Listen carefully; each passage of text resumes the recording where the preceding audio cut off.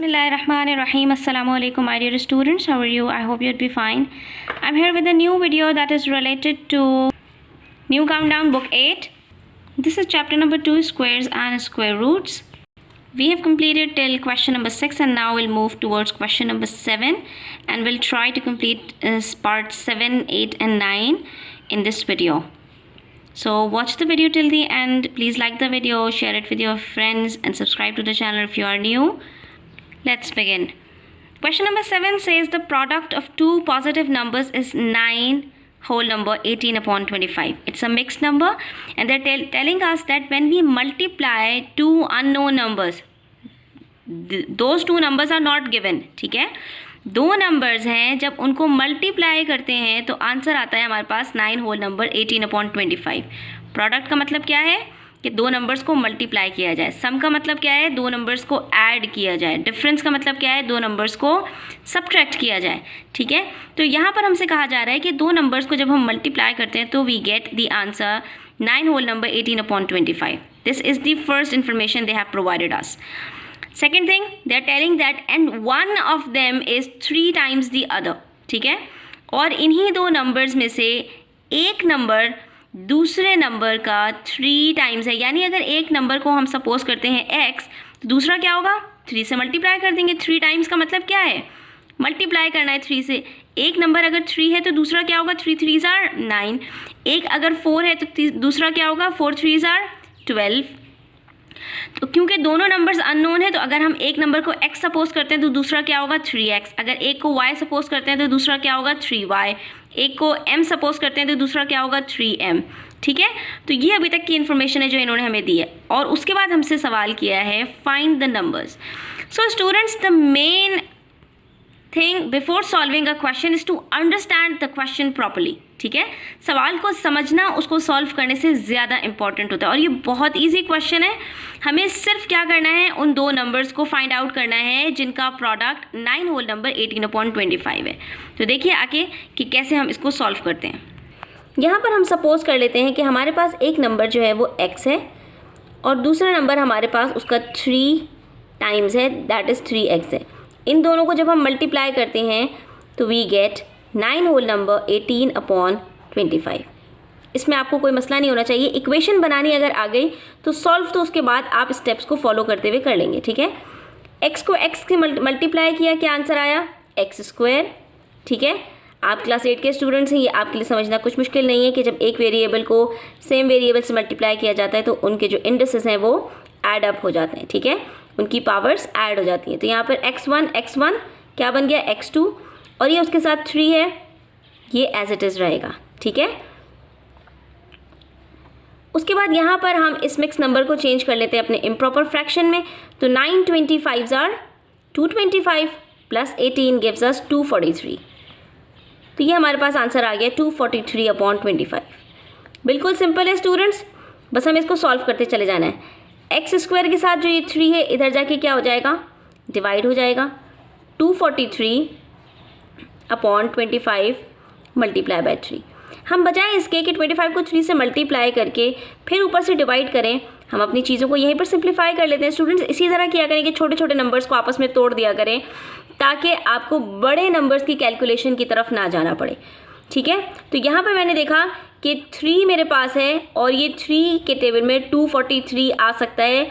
3 का मल्टीपल है 243. कैसे पता चला, हमेशा याद रखिए कि एक नंबर को अगर उसके सारे डिजिट्स को ऐड करें और वो 3 का मल्टीपल है तो इसका मतलब है कि वो नंबर इटसेल्फ भी 3 का मल्टीपल होगा. और यहाँ पर मैं अगर ऐडअप करूँ 2, 4 और 3 को, तो 2 + 4 6 + 3 9 मल्टीपल है 3 का, तो इसका मतलब है 243 भी 3 का मल्टीपल है.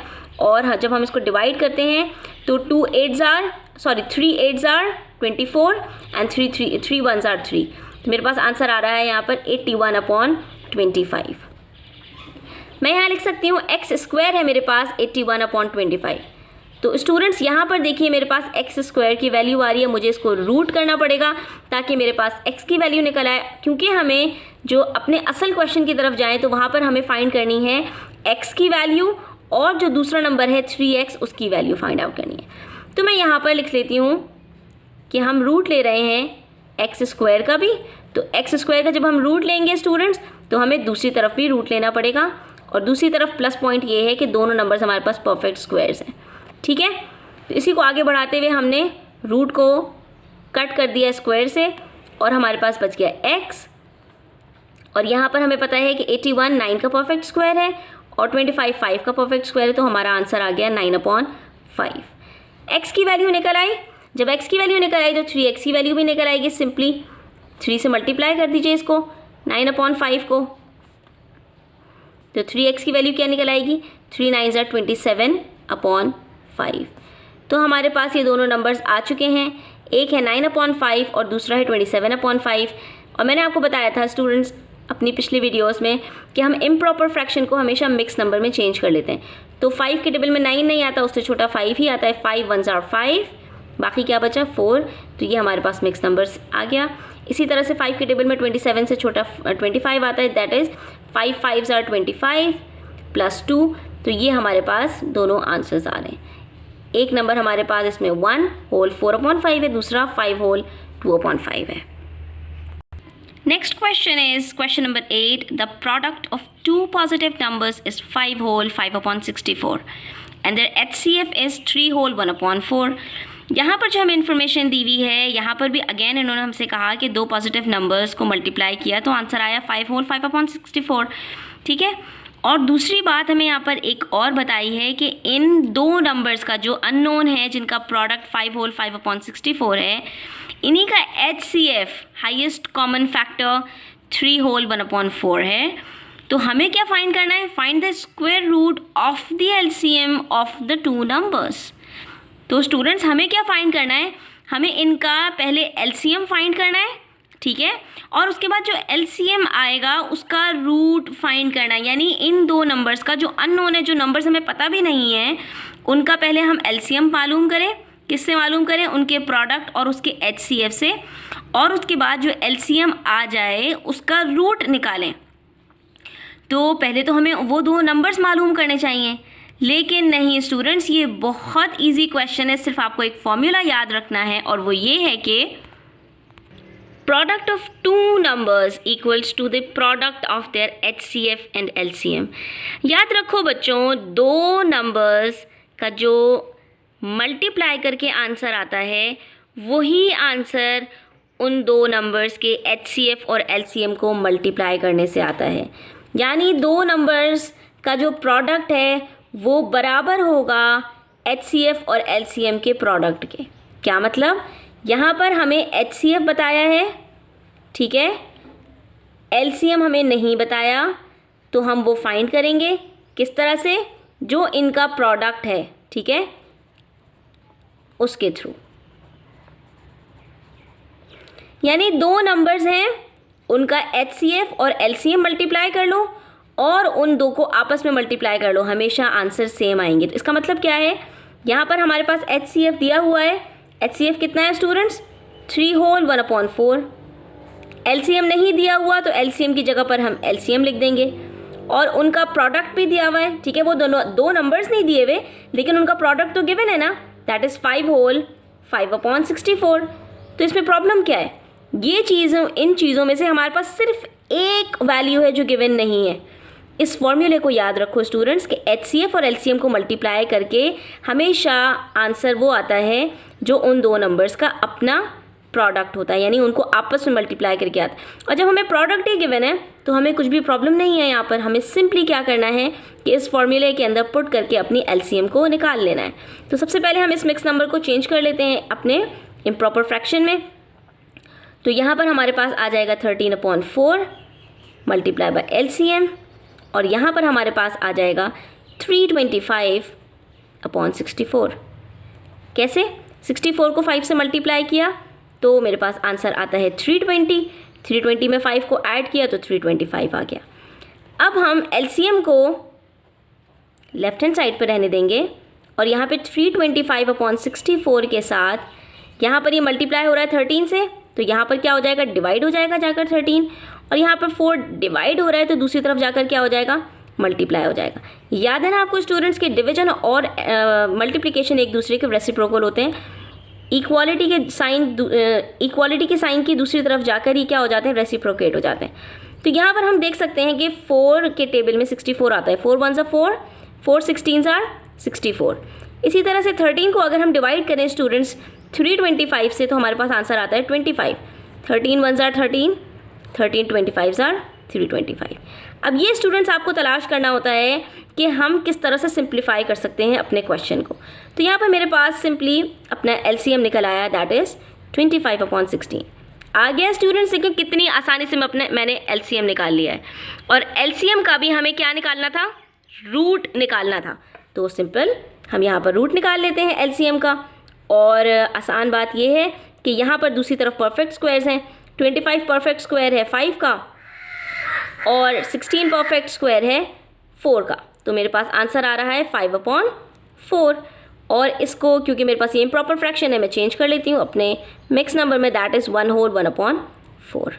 ठीक है, मैं इसको चेंज करना बहुत ही आसान है, आप डिवीजन मेथड से चेंज कर सकते हैं। सिर्फ अपने जो डिनोमिनेटर है उसको आपने बाहर रखना होता है और न्यूमरेटर को अंदर लेके जाना होता है। 4 1 4, सब्ट्रैक्ट किया 1 आंसर आया। ये जो आपका होता है रिमाइंडर, ये आपका न्यूमरेटर बन जाता है, जो आपका क्वोशंट होता है वो आपका होल नंबर बन जाता है। तो ये हमारे पास आंसर आ रहा है 1 होल 1/4। तो देखा स्टूडेंट्स, आपने ये दिखने में इतने ट्रिकी क्वेश्चन नंबर 7 और 8 के, जिसको देख के आपका दिमाग घूम जाए, इसका सोल्यूशन कितना ईजी और सिंपल था। Now let's move towards question number 9 that says what is the number which when multiplied by itself gives 944.578756.